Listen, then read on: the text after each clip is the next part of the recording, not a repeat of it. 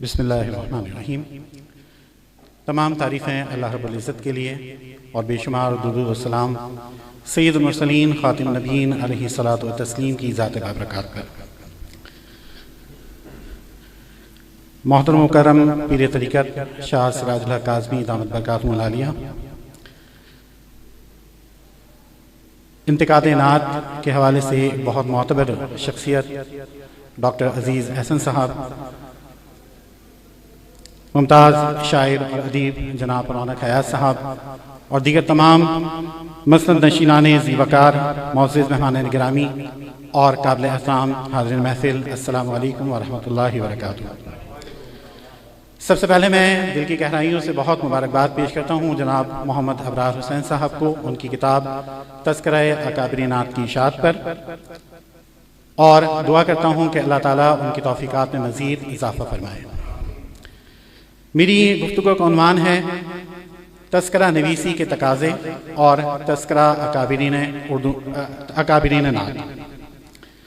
حاضرین محفل، نعت گوئی ایک ایسی مقدس اور روح پرور صنف سخن ہے جس میں اہل ایمان اپنے دل کی گہرائیوں سے عقیدت و محبت کے نذرانے حضور اقدس صلی اللہ علیہ وسلم کی بارگاہ میں پیش کرتے ہیں۔ یہ محض لفظوں کی آراستگی نہیں بلکہ قلب و روح کی کیفیت، ایمان کی تازگی اور عشق رسول صلی اللہ علیہ وسلم کی حرارت کا لطیف اظہار ہے۔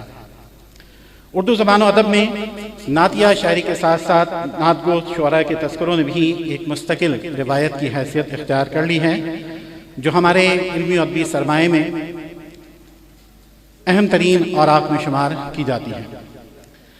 تذکرہ نگاری سے مراد ایسی ادبی علمی روایت ہے جس میں کسی اہم شخصیت، شاعر، مصنف، بزرگ، عالم یا کسی مخصوص فن اور دبستان فکر سے وابستہ افراد کے حالات زندگی، اوصاف، علمی خدمات، تصانیف، اساتذہ و تلامذہ، اخلاقی و روحانی پہلو اور بعض اوقات دلچسپ حکایات و روایات کو جمع کیا جاتا ہے۔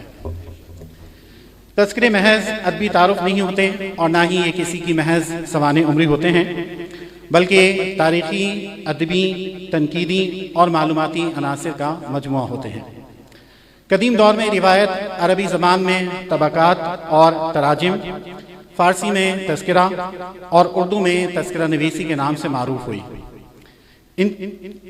ان کی حیثیت معاشرتی و تہذیبی تاریخ کے بنیادی دستاویزات جیسی ہوتی ہے۔ ان میں کسی عہد کی مذہبی فضا، ادبی رجحانات، سماجی اقدار، فکری میلانات اور علوم و فنون کی پیش رفت سب کچھ محفوظ ملتا ہے۔ یہی وجہ ہے کہ جدید تاریخ نویسی میں تذکروں کو حیات نگاری اور فکری تاریخ کے بنیادی ماخذات میں شمار کیا جاتا ہے۔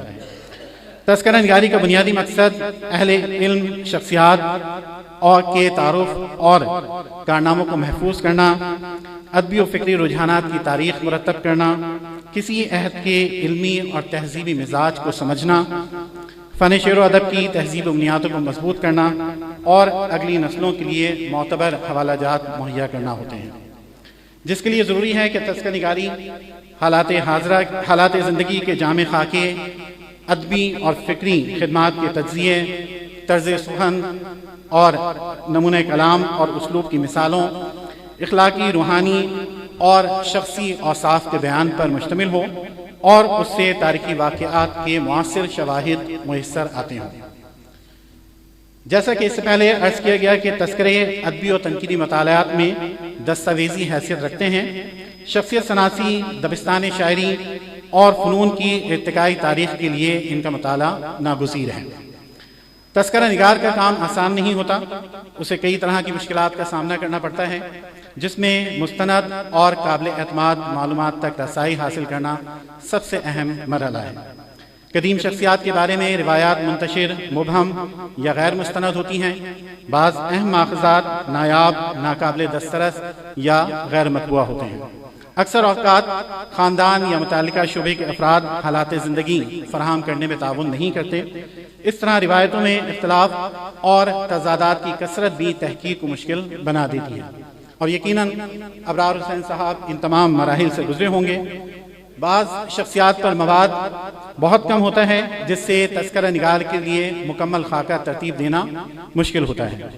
بعض معلومات فقط سنی سنائی روایات پر مشتمل ہوتی ہیں جنہیں بروئے کار لانا احتیاط کا متقاضی ہوتا ہے۔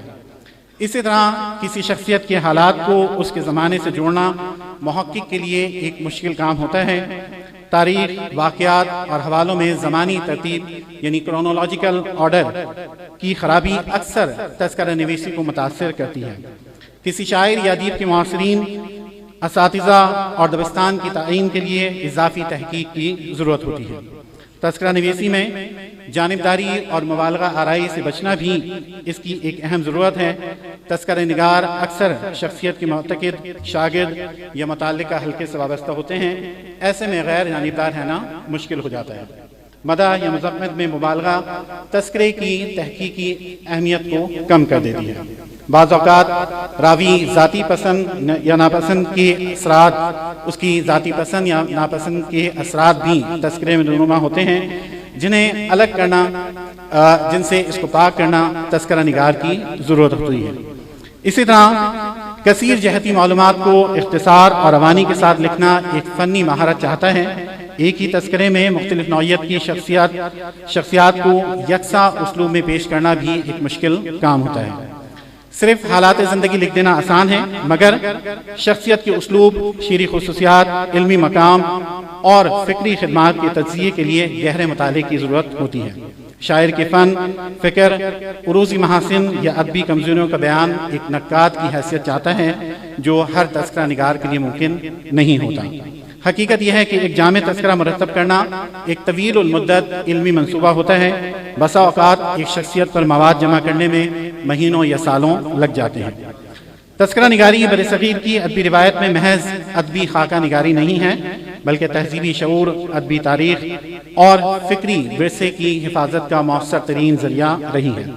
فارسی سے اردو تک سینکڑوں تذکرے ہمارے ادبی و سماجی ارتقاء کی نہایت قیمتی ماخذ کی حیثیت رکھتے ہیں۔ کسی عہد کے ان اہل قلم، ان کی فکر، طرز سخن، رجحانات اور شخصیت کا حقیقی خاکہ تذکروں کے ذریعے ہی ہمارے سامنے آتا ہے۔ اردو ادب میں نعتیہ تذکرہ نگاری نے گزشتہ 1.5 صدی میں ایک واضح اور مضبوط علمی روایت کی تشکیل کی ہے۔ اس نوع کی تالیفات نہ صرف نعت و شعرا کی خدمات، تصانیف اور فکری جہاد سے آگاہ کرتی ہیں، بلکہ ہمارے معاشرتی اور روحانی ارتقاء کی آئینہ دار بھی ہوتی ہیں۔ نعتیہ تذکرے عشق مصطفیٰ صلی اللہ علیہ وسلم کی روایت کے ساتھ ساتھ ادبی تقاضوں کے بھی مظہر ہوتے ہیں اور ایک پورے فکری و تہذیبی منظرنامے کو محفوظ کرتے ہیں۔ اسی روشن روایت کی ایک معتبر کڑی جناب محمد ابرار حسین کی آج کی موضوع گفتگو کتاب تذکرہ اکابر نعت ہے، جو کراچی کی مقامی نعتیہ ثقافت اور اس کے ادبی ارتقاء کو سمجھنے میں محققین کے لیے ایک وسیع دستاویز کی حیثیت رکھتی ہے۔ جناب ابرار حسین جو خود ایک معروف نعت خواں، محقق اور مسرور کیفی نعت اکیڈمی کے منتظم اعلیٰ کی حیثیت سے خدمات انجام دے رہے ہیں۔ انہوں نے اس کتاب کو بڑی محنت سے، محبت سے مرتب کیا ہے اور یہ کتاب بالخصوص لانڈی، کورنگی اور ملیر جیسے متنوع تمدنی پس منظر رکھنے والے علاقوں کے اہل نعت اور شعری روایت کا ایک تعارف ہمارے سامنے پیش کرتی ہے۔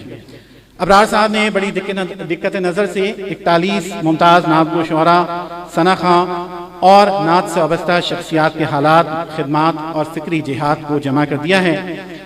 کسی مخصوص خطے یا علاقے کے اہل نعت کو مجتمع کرنا اور ان کے احوال کو مستند طریقے سے قلم بند کرنا ایک مشکل اور صبر آزما کام ہے، اور یہ کام انہوں نے بڑی حسن و خوبی کے ساتھ انجام دیا ہے۔ کتاب میں شامل متعدد نام اردو نعت کے معتبر خانوادوں اور نمایاں شعری سلسلوں سے تعلق رکھتے ہیں، مثلاً عزیز الاولیاء سلیمانی، انجم فوقی بدایونی، شفیق بریلوی، ادب گلشن آبادی، ڈاکٹر شاہد الوری، قاسم جہانگیری، صابر براری، صحبہ اختر، نور احمد میرٹھی، جوہر سعیدی اور دیگر افراد۔ ان بزرگوں کی نعتیہ خدمات اپنے اپنے عہد میں اس صنف کے فروغ اور جمالیاتی ارتقاء کا سبب بنی ہیں۔ یہ کتاب نہ صرف نعت کے خدمتگاروں کا ایک خوبصورت اور ادبی تہذیبی مرکہ پیش کرتی ہے، بلکہ مجھے امید ہے کہ یہ کتاب آئندہ آنے والے طالب علموں، محققین اور نعتیہ روایت کے شارحین کے لیے بھی ایک قابل اعتماد حوالہ ثابت ہوگی۔ ایسے تذکرے ہماری تہذیبی یادداشت کو زندہ رکھتے ہیں، ادبی ارتقاء کو محفوظ کرتے ہیں اور عشق رسول صلی اللہ علیہ وسلم کی اس سنہری روایت کو آنے والی نسلوں تک منتقل کرنے کا ذریعہ بنتے ہیں۔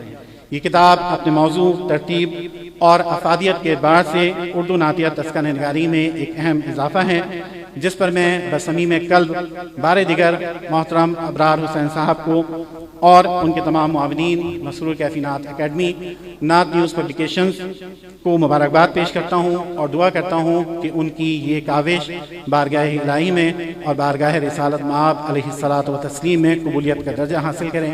آمین بجاہ النبی امین صلی اللہ علیہ وسلم۔